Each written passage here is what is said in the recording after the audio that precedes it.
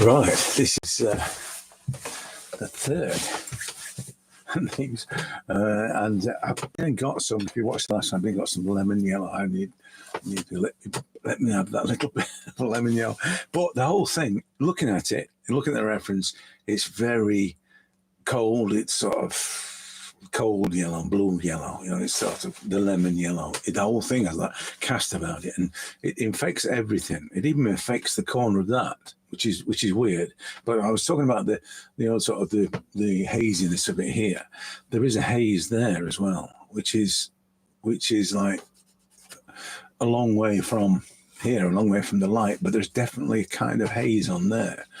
So, and it infects here as well. So there is the lemon yellow thing is probably more of a overall cast across it than it is, specific areas like I was talking about the chin and things. Let me get a piece of a kitchen roll. This is one of the tools that I think everybody will relate to, is that we all use kitchen roll to dry the brush and everything, really, for all sorts of things. So yeah, I don't think I'll do it with that one. I'm going to probably put it in with the this not so big one. Yeah, you can see straight away. So this is what I'm talking about, the lemon yellow areas. Yeah, it's definitely that colour. So, and this is the thing. And I mentioned this in the last one. This bit here, this I may have messed it up, but I think that's quite important. I get the bigger brush on that because it's.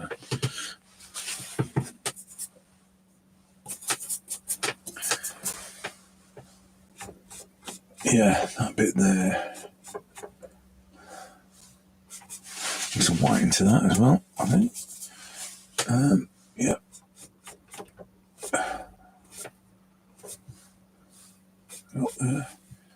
Yeah, it's better. And you can see the lemon yellow, how it's just a bit too warm with all the with the cadmiums and the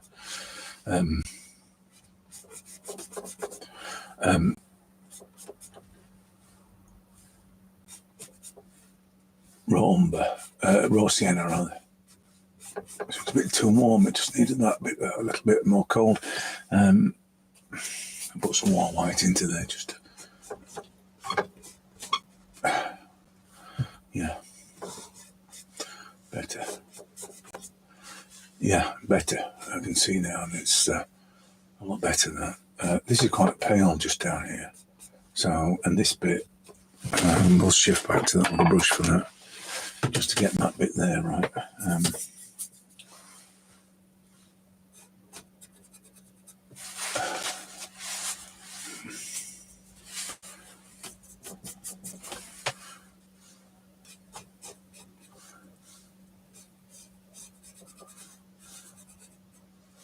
Yeah, I'll come back and put the highlight of white in there as well, sort of, and there as well. One of the things I'm noticing as well is that the tone of the lemon, it's kind of imbalanced. There's kind of an imbalance there.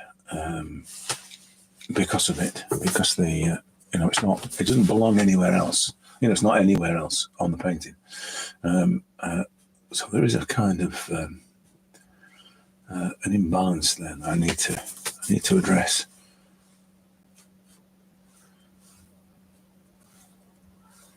And it's everywhere. It's even on the glow around that bit there. There is a touch of the lemon yellow in it. There's a touch of it there. And it's definitely down the edges of things, like the sort of the in between things. You can see how that's affected that. The shaping of that is in there, for instance. It's all over this bit here. Even that, to some extent, that little shadow there is lemon yellow. It's a form of, or there's lemon yellow within it. It's definitely there. And I just got to make sure that it doesn't, it sort of belongs. There's a continuity of the colours everywhere in everything. There's a lot of lemon yellow in that edge. As I say, it's quite. Perhaps I should invest in some lemon yellow instead of nicking somebody else's.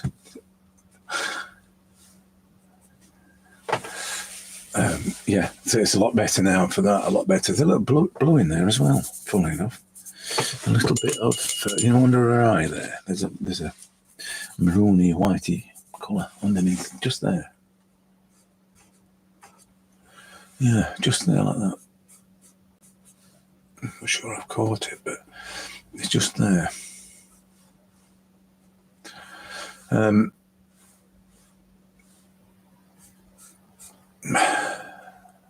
There's nowhere else.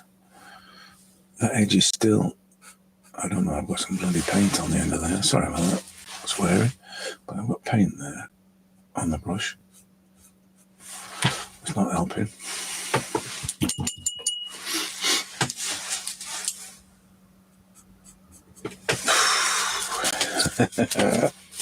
It's just got to be careful with, when there's soft paint everywhere. You got to be careful because that happens. I'm going to put something on the background because it's just crying out at the moment. It's just crying out for me to get some kind of tone going on in this background.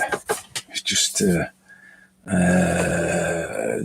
If anything, I'm just going to put a wash of lemon yellow all over it. If there's nothing else, just because it feels as though it ought to. I mean, there are sort of changes in tones, and there's a definite brown. There is a definite brown tone there, bluey brown tone. In fact, it's just there, and it's just going to give me a bit of a better edge for the where the two meet. You can see straight away. Actually, you can see straight away when things start to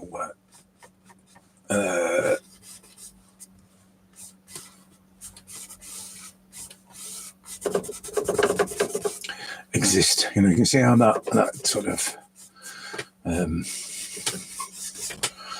that air. You can see how that's sort of lifting it. And because I've sort of deliberately gone a bit crazy with the colours, and I've got to bring this up to the density that it should be at. You can see then that I think this is probably what people refer to as edge management. I don't know, it might not be, but you can see how now those two, because there's overlap of those colours. Look how that looks like it belongs to where it should be. It's just a visual thing. I think that's how it works. I think. I definitely think the lemon yellow is the key to all this, though. I should have looked at it and thought I need some lemon yellow. It's funny. I try and do it as much as I can with what I've got, and the majority of the time, all I've got is my standard colours. What I'm doing with the background as well, I often do this, is I just use whatever's on the palette. Obviously I'm using lemon yellow, but other than that, everything else is just what's on the palette. That's kind of a deliberate thing, because it needs to be, again, for the same reason that lemon yellow needs to affect the whole of the face. It's got to be familiar. Everything has to be familiar. So using the same colours in the background that's on the palette is going to help this kind of connectivity of things. Although using blue in the background is not a good idea. So as you can see there, it's too dark. It's just too dark. But I'll fix it.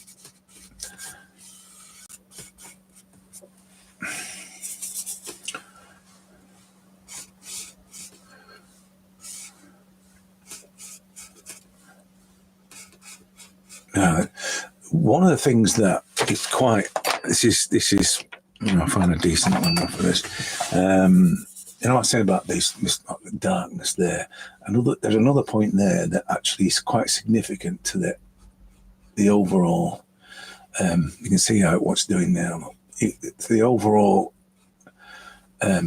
implication of the face, because this is mostly what I do is imply and suggest. So you have to have these registry points where you imply the right sort of direction of things, and that's one of these points here. Just as the darkness below it is, or the darkness above it is, this is one of those registry points. So it gives people a distance between there, and the significance of the width of the face is denoted by that one point, that registry point.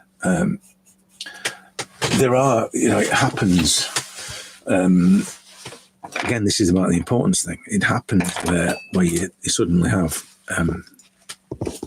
or you definitely have. People draw. I always remember this as an illustrator, seeing people draw in a certain way. They have a kind of a loose line, and then all of a sudden, at one point, they put a definite mark, and that's a similar kind of thing.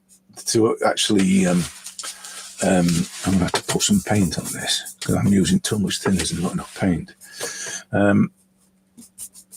And that's the same kind of thing that they actually denote or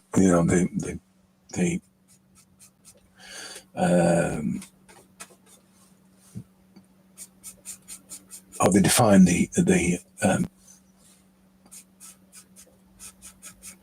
an anchor point by just making it slightly darker or a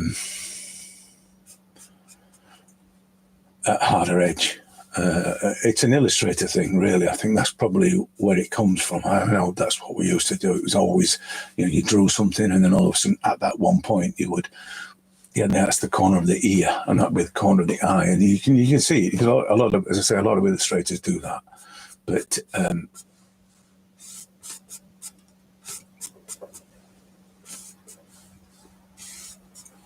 yeah. Better for the background on it anyway. So it just means that I can now start to sort of put some of these other lines that are in here, because there's all these lines that are around there, and that means I can just put those in. Just clean things up a bit as well. Not done too bad a job on fixing that, but it's still not right. I think it's one of those things I've got to let it dry and then do it. I can't just delicately brush it over the top of it, because it's just fudging the thing, It definitely wants a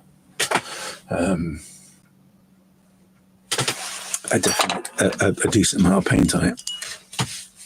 I think that's another reason why, people would mix paint on the palette. Get the colour right on the palette, because you can't be doing it like this. It's just you're taking the colour off when you're.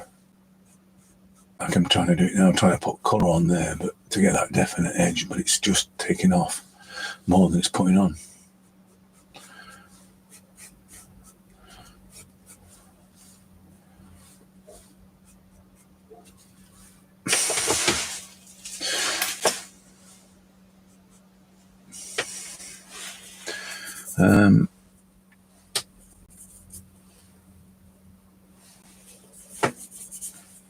I'm just looking at the hair, and I'm thinking about whether I should bring it up. Because the density of it.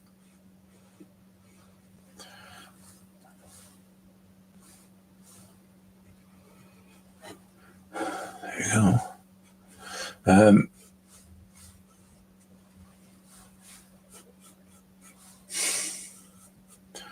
I think one of the things about charcoal is that when you make the marks, when you're drawing hair, you make the marks in the direction of the the curl or the wave. With charcoal, you get another, you get marks that are they have variance in them, so it tends to look like hair. Without you trying, you get this sort of the flow of the undulations of the tonal undulations of the hair And I think if you can do that with, that's what's happening now with this, and I'm doing it deliberately to try and create some kind of. And I don't think you can see it. On Mondays you can't really see the variance in the strokes and how that impacts on the, on the feeling of hair. You can't really see it, but it's there. You can see it when you're close up to it. This is probably why it's better if you're looking at things for real. You can see it when you're close up to it, but you can't see it when I'm on screen, for instance. But it's. I think the other thing as well is that it's definitely going to need some kind of hazy feel to it there. I'm not going to do it just yet because I need to just put a little bit more into the background. Although I need to kill the this blueness a bit here. I need to kill that. But once I've done that, I'm going to definitely put a bit more haze on the edge of that hair there, so it's got a sort of haze into the background as it does down here as well. But most of this down here is just white, very pale lemon yellow, which I need to do because I think that the reason why that works is because this is so light over this side, but it creates this very white feeling on that side. Another reason why I prefer to use, I was using flake white on that other thing, the Mondays. I just don't get the density at all, which is why I went out and bought that new tube, but you just don't get the opaqueness that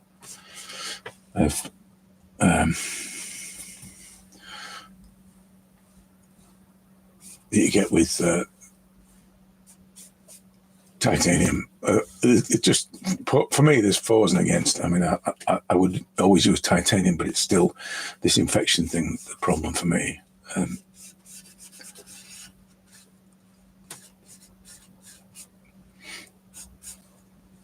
This bit here is also some chairs or something in the background, which I'll just indicate in a minute when I've got the lightness of this sorted out.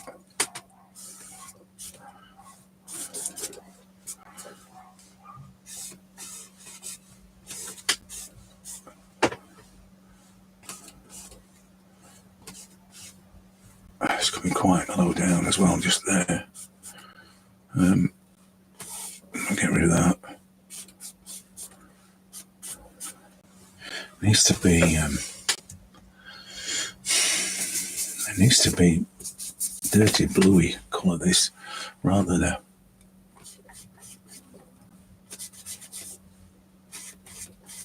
I'm just thinking about what's happening up here, and it's there's definitely red in it, but it's just a dirty colour. It's probably way over the top there. Doesn't matter. I think tonally it's about right by looking at it. Like I say, I'm not going to focus too much on this, otherwise it becomes too important. Must be darker, obviously. But it's these panels, really. It's giving the effect of these panels. That's what I'm going for.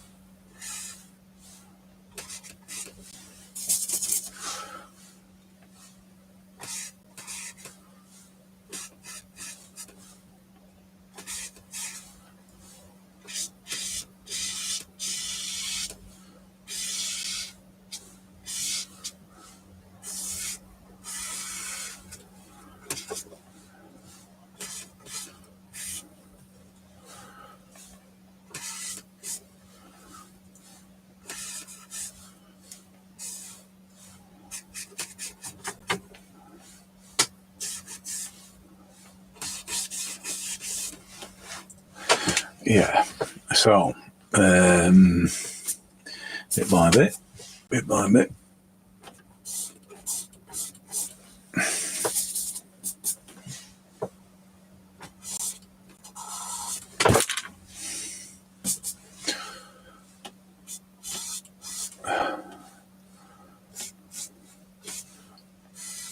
Probably need some just a bit more, a bit of a darker, for some of these outer edges of the frames, of these panels. So a little bit darker. It's too light there. I can lose that. And too much yellow ochre into that. So I need to kill that to be more this dirty red. These ones here. And then it's there like that.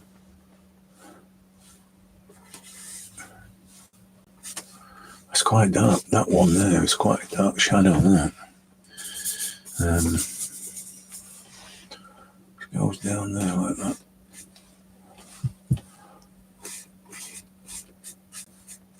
And down.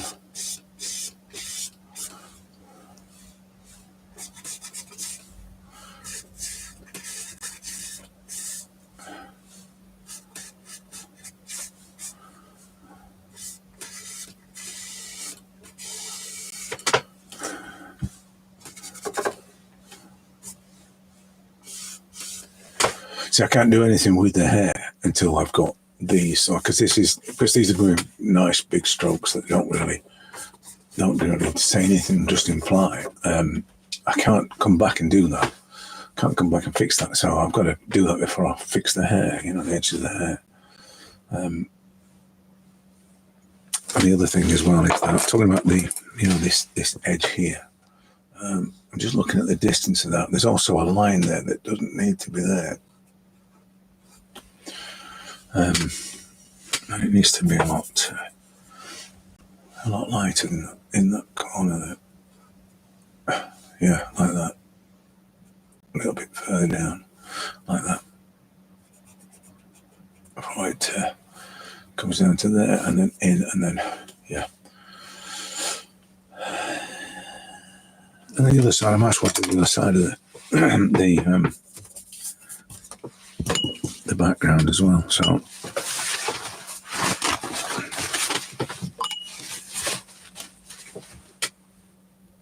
probably gonna have to step up the haziness of this on this side, depending on how this works here. This is quite blue down this side. There's kind of a blue colour down there. I should pull that in to start with, just to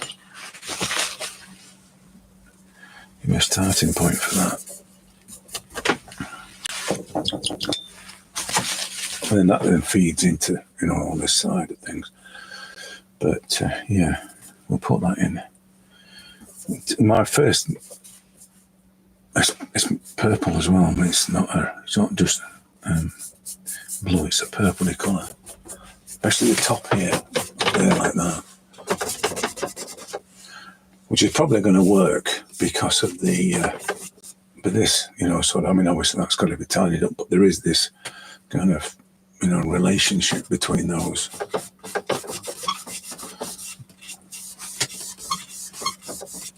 Yeah, so it gets bluer down this end, so it then shifts to a more blue as it comes down here. This is only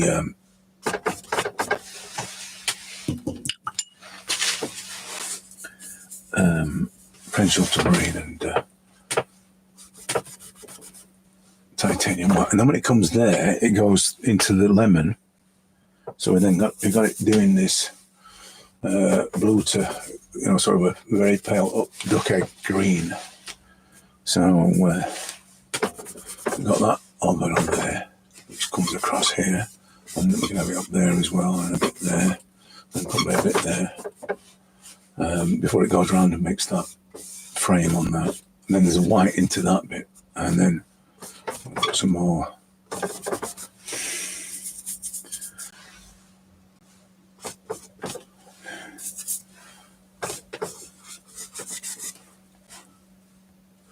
Yeah. and all these edges and things and all that just completely blurred. So they're not definite edges. These ones really are more the blue and the maroon than they are especially that one there, than they are any kind of density, any kind of brown, which I've got on there. I'm just going to do that next. I want to, at the edge of this is going to have a white highlight on the top of her hair. Certainly there it is, and definitely in there it is as well. So I'm going to make this a lot darker and just use the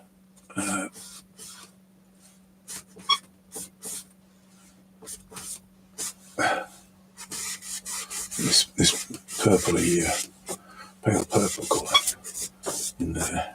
Yep, that'll do it. I won't spend too much time on this because it's not that important. There's a portrait on the wall there or something there, so.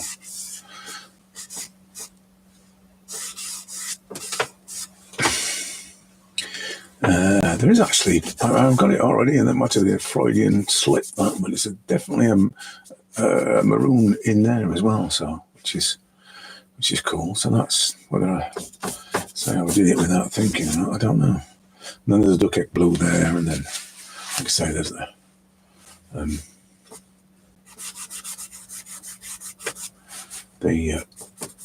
I'll try and get rid of that brown line there.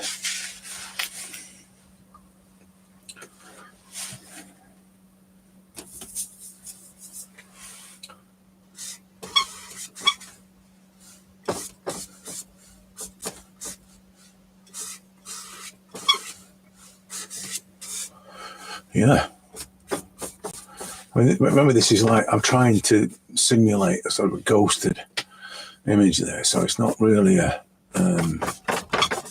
the accuracy is not the important thing. It's just the implication thing that's important.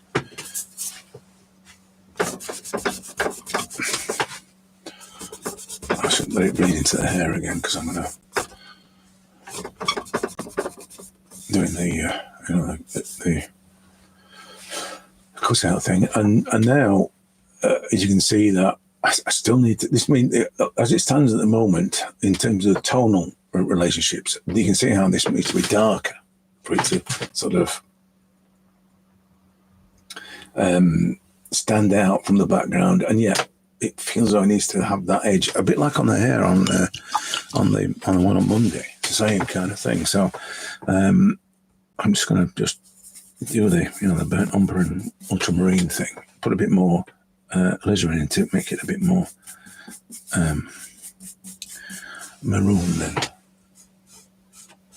Yeah, so I can now, you can see that how much better that is as soon as I start to put the more dense, darker colours into it, or to make it more dense rather, and not do it wrong like that.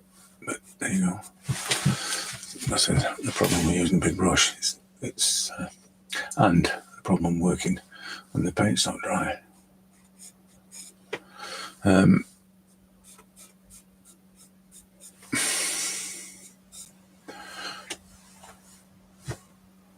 Yeah, those sort of stray lines that are appearing across the top are more purple than they are black. They've got a definite redness about them, and that is, as I said, what happened with the one on Sunday and yesterday. It's not going to work because I need to let this dry for it to work properly. And again, this was what happened yesterday. So I think this is one of those situations where it needs to sort of dry overnight, and then I can yeah, you see, that's what happens. Can't have that. So I'm going to leave it at that, and I'll do number 4 of this, the finishing, I suppose, tomorrow, and let's have the night to dry. But overall, things look right. You see, just too wet. it's starting to feel right. I still have to get that haze, I still have to get that haze. And I think until it's dry, I can't really do that. I don't quite know. I mean, this is going to have to be lighter. This is going to have to be a little bit more glowy. This is going to have to go down the tone. All of that needs to go down the tone. I'll just sort out the coat a bit better. But things are just about in the right place. Which I can't. Most of it I can't fix until it's dry anyway. Tonally, it looks about right. The face looks about right. Eyes probably need be a little bit bigger, but I'll use a rest so I can be a bit more precise with those things. But yeah, I mean that's the thing with oil paints. I mean it's just a slower process. So I've got to a point now where I can actually work with it. I can fix things, and yeah. So I'll see you tomorrow.